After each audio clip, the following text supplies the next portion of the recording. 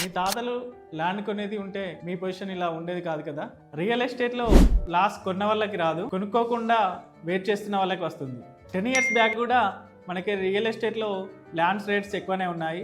ఇప్పుడు కూడా మీరు ఆలోచిస్తూ ఉంటే ఇప్పుడు కూడా ఎక్కువనే అనిపిస్తాయి. ఇంకో 10 years ఆఫ్టర్ కూడా ఎక్కువగానే అనిపిస్తుంది. మార్కెట్లో ఎప్పుడు మీ బడ్జెట్కి తగ్గ ప్లాట్ దొరకదు, మీరే మార్కెట్ తగ్గట్టుగా ప్లాట్ పర్చేస్ చేయాల్సి ఉంటుంది. అలాగే మీరు జాబ్ చేశారనుకోండి, మీకు మంత్లీ వచ్చే సాలరీ యాడ్ అవుతూ పోతుంది. అలాగే మీరు భూమిపై ఇన్వెస్ట్ చేస్తే దాన్ని మల్టిపుల్ అవుతూ పోతుంది. మీరు ఒక కారు కొనుక్కోవడానికి 10 lakhs అప్పైనా చేస్తారు, లేదైనా లోన్ అయినా తీసుకుంటారు. End of the day car value అనేది లయబిలిటీ అవుతుంది, అంటే పడిపోతుంది.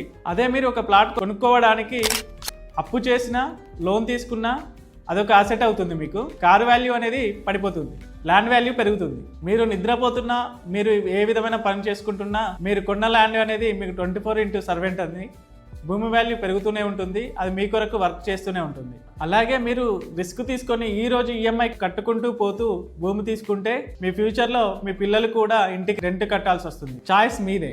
మీ తాతలు ఇంతకుముందు ల్యాండ్ కొని ఉంటే మీ పొజిషన్ వేరేలా ఉండేది కదా. సో ఆ తప్పు మీరు చేయకండి. ల్యాండ్ కొనడానికి వెయిట్ చేయడం కన్నా ల్యాండ్ కొని వెయిట్ చేయడం చాలా బెటర్. మరెందుకండి ఆలస్యం? నేను ఇప్పుడు ప్రమోట్ చేయబోయే ప్రాజెక్ట్ వచ్చేసి సాగర్ హైవేలో ఓన్లీ 3 lakhsలో ఉంటుంది.